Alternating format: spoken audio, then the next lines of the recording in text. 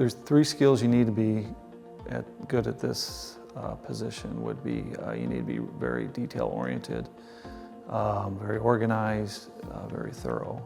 3 skills you need for this job is you have to be able to visualize, you have to be able to communicate, and you have to have a basic math skills.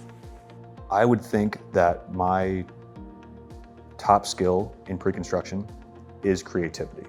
So having a design, being able to help put the design together, but come up with creative solutions to solve budget constraints or site constraints. I think that I'm pretty detail-oriented and thorough, and you know, I have the attributes you need to be successful and make sure that you're not missing anything, or you just need to be very thorough.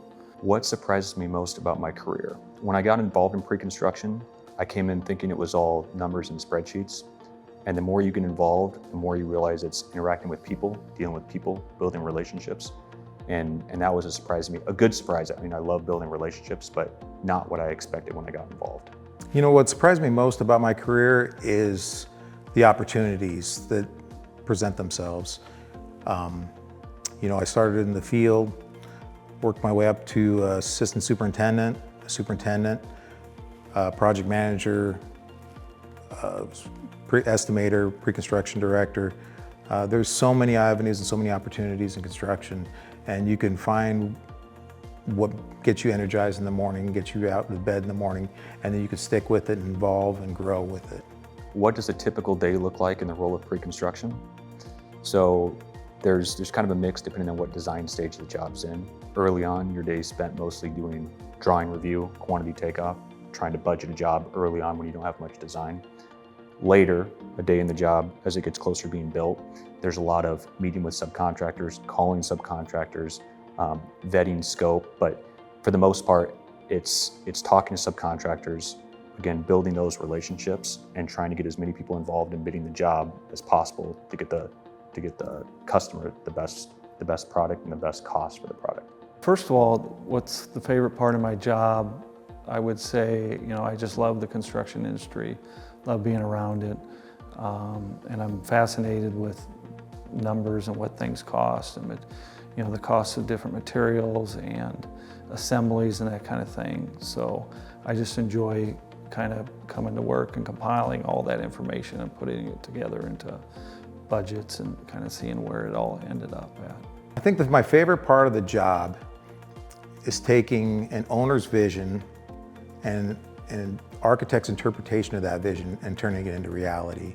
The most challenging part of what I do is not missing scope or making mistakes in the estimates. The one thing about my job that people wouldn't expect is how much time a job starts in pre-construction. Sometimes we're working on projects for 6 months, sometimes we're working on them for 2 years, depending on the project. So people that thrive in this industry are probably self-motivated, passionate, people that can communicate very well. What kind of person thrives in pre-construction is an enthusiastic person. They got to be able to build excitement for the job. They got to get the owner excited about the job. They got to get the architect excited about the job. They got to get the trade partners excited about the job. You got to get your team excited about the job. Knowing sometimes it might not be your job, but you still got to create that excitement for it. What keeps me coming back to work every day? I love solving problems. I love playing games that have problems. I love playing sports where the sport is winning, which is the problem. In pre-construction, you're never short of problems to solve, and every problem is a new problem. Every day is a new day, and so it doesn't feel like you're doing the same thing over and over again. Every single time you come to work, there's something new to solve and a team of people you like being around to solve those problems with. The best advice I ever got on the job is to listen. Listen to what the owner's talking about, what they need out of the job, what they're looking for out of the job. Listen to the architect, see their vision of the project. Listen to subcontractors on how they plan on executing the project, putting in your portion of communication. But if you can't listen, you're probably not going to do very well. The best advice I've ever received was somebody told me that if it's not in writing or if it's not documented, it didn't happen. What's the best advice I've ever gotten on the job? I think it would probably be from Zach, the time he told me early on that it's important to keep in mind that people do business with people and not businesses doing business with other businesses.